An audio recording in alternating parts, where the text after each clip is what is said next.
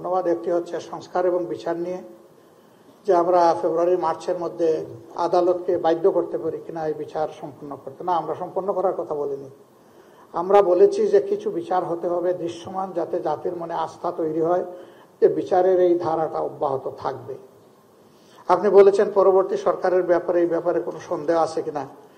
আমরা আস্থা রাখতে চাই এবং আমরা মনে করি যে সরকারে যারা আসবে তারা জনগণের সমর্থন নিয়ে আসবে, জনগণের পালস বুঝে আসবে, জনগণও তাদেরকে বুঝে গ্রহণ করবে।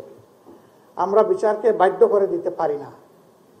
আমরা বলে দিতে পারি না যে অত তারিখের মধ্যে বিচার সম্পন্ন করতে হবে, তাহলে এটা হবে বিচারের উপর নির্লজ্জ হস্তক্ষেপ, অহেতুক হস্তক্ষেপ। এ অধিকার আমাদের নেই, কিন্তু আমরা দাবি করতে পারি। আমরা মজলুম জনগণ হিসাবে দাবি করতে পারি। দাবির জায়গা আমাদের খোলা। এই দাবি সবাই করে, সকল যুগেই হয়েছে, আমাদেরও দাবি থাকবে।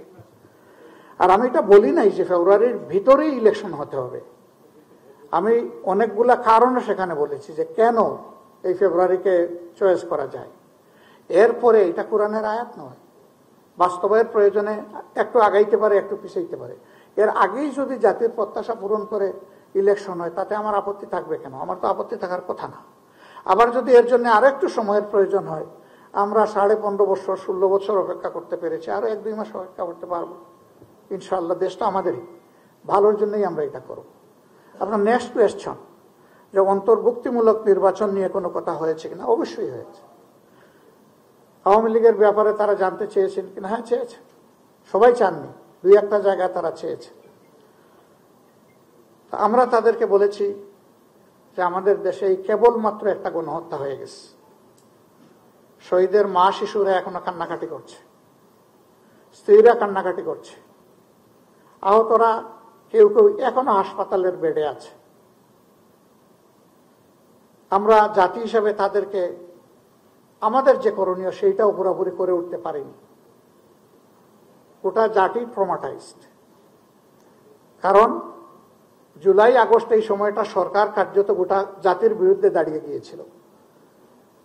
এই আন্দোলন কোনো একক দলের বা পক্ষের ছিল না, এটা ছিল জনতার আন্দোলন। নেতৃত্বে ছিল আমাদের যুবক যুবতীরা, ইয়াং সোসাইটি, কিন্তু আন্দোলনে সম্পৃক্ত ছিল সারা দেশের জনগণ। অতএব দেশের জনগণের রাজনীতি কার জন্য?